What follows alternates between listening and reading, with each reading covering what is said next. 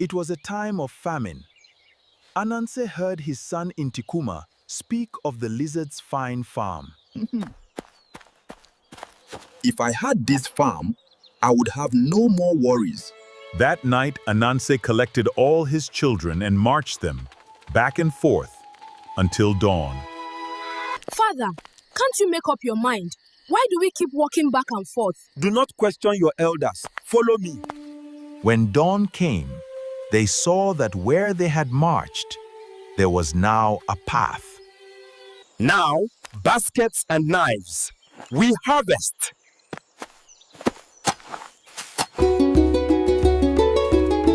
When the lizard came and saw what was happening, he cried out, "What are you doing on my land?" Your land. It is my land. "We shall go to the chief for judgment." The chief came to the farm.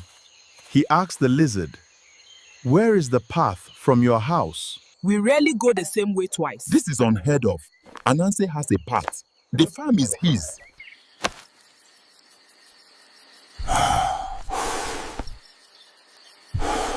The lizard made a plan. He dug a hole very deep and made the opening look small. Then he wove a cloak from flies threaded on fine silk. Nothing like it had ever been seen. He put on the cloak and walked through the market. Everyone who saw it wanted it. We will buy it. This is all I have.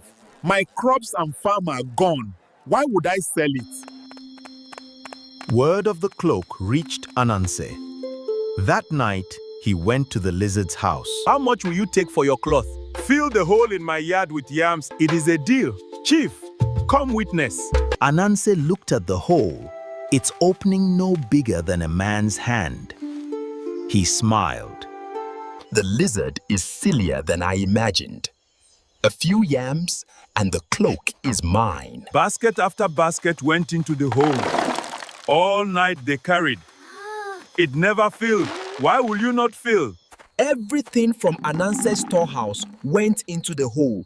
Every last yam and okra. I have given everything. I have no more. You promised to fill the hole. You have not kept the bargain. The lizard said, "I will discharge the debt if you return my farm." The farm is yours. Anansi put on the cloak and was very proud. And just then, a strong wind came.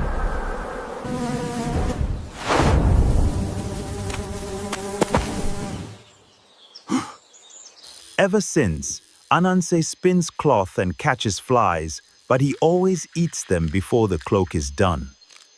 And whenever the lizard remembers the false judgment, he moves his head, calling on God to witness.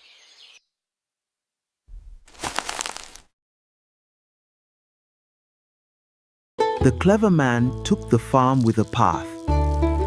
The patient man took it back with a hole. This has been a story of Anansi and the lizard who was more patient.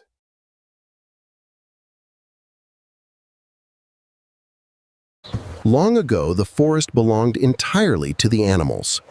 They lived as one people beneath the great trees. But one season, strangers came. Humans built at the forest edge and began hunting inside. At last, the lion, king of the forest, called a great meeting beneath the ancient Odum tree. "We cannot continue like this. The humans are clever. To survive, we too must become clever. One among us shall disguise himself as a human and live near their settlement, to warn us." The path ahead is treacherous. Thank you, Your Majesty. I will not fail you. This matter must remain between you and me. A secret that leaves the mouth grows wings. The baboon hurried away, unable to contain his excitement. His heart swelled with pride. Brother Baboon, why do you smile so widely tonight? What has happened to you? Keep this secret. Soon I shall live among humans. The lion has chosen me. The lion? Yes, chosen. The rabbit's eyes widened. But inside, he laughed. And when the baboon had gone, he went straight to the lion. King Lion, why choose the baboon? Why choose one who cannot keep a secret for a single night? At once the lion understood. The baboon had betrayed his trust. The lion's face darkened with anger. The next morning the baboon arrived happily. He saw the lion's eyes. And in that instant, he knew. Fear seized him. Without a word, he leaped into the tree. The lion roared below. Ha! Ha! Ha! I have escaped! Wisdom was defeated by loose talk and vanity. That is why the baboon laughs and the lion roars.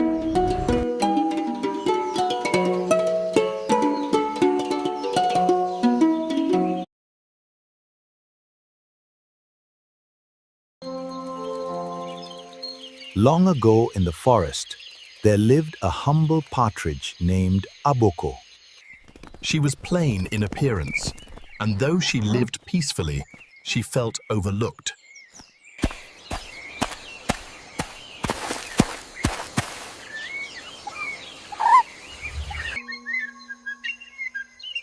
One day, Aboko caught sight of the crested guinea fowl, Asam.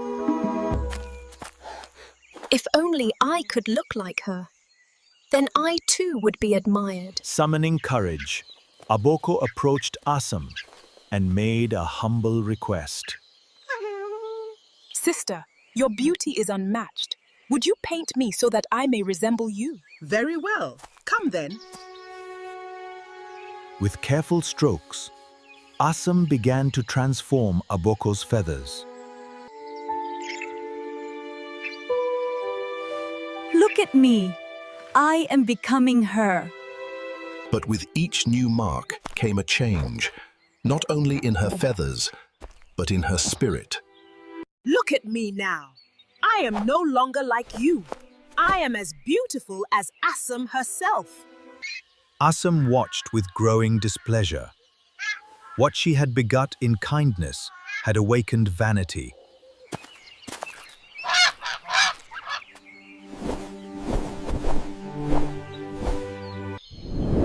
Asam flew away before the work was finished, leaving Aboko half changed.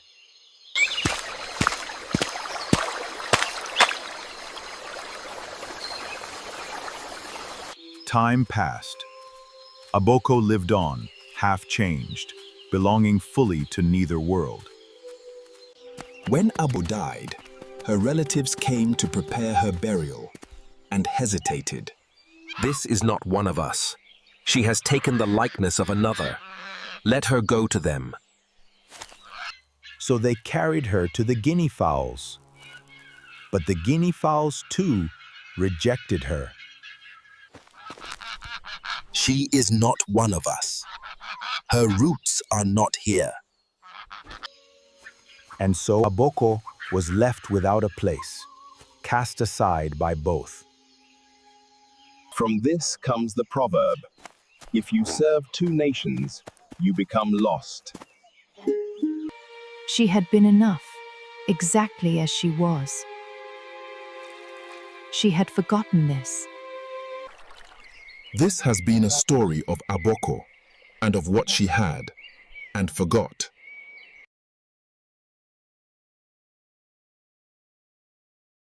In the olden days, a hawk circled high above the bush, his keen eyes missing nothing. He closed his wings. In 1 second, he was at the fence beside her. In the olden days, a hawk... Good morning, beautiful one. I would very much like to make you my wife. He spoke to her parents. He paid the dowry in corn. The deal was made. We agree. The next day, the hawk took the hen home. The parents watched them leave. A young cock who had loved her since his spurs had grown found out where she was. He went at dawn. He flapped his wings and crowed his best crow for her. When she heard his voice, she could not resist. She went out to him at once. The young cock strutted ahead, crowing. She followed. They walked back to her parents' home. High above, quite out of sight of any ordinary eye, the hawk saw everything. He was very angry. He made up his mind at once. He would go to the king. My king, I paid full dowry for a wife. She has been taken from me. I want justice. Send for the hen's parents. They must return the dowry paid. Is the custom. My king, we are too poor. We cannot repay the dowry. We have nothing. Then the hawk may take any of the cock's children, whenever and wherever he finds them. If the cock complains, I will not hear him. The hawk is owed. This is settled. From that day, the hawk had the king's own word. The debt would be paid in chickens.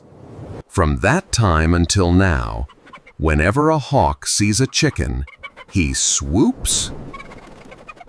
Each one he takes is part payment of a dowry, owed since the olden days.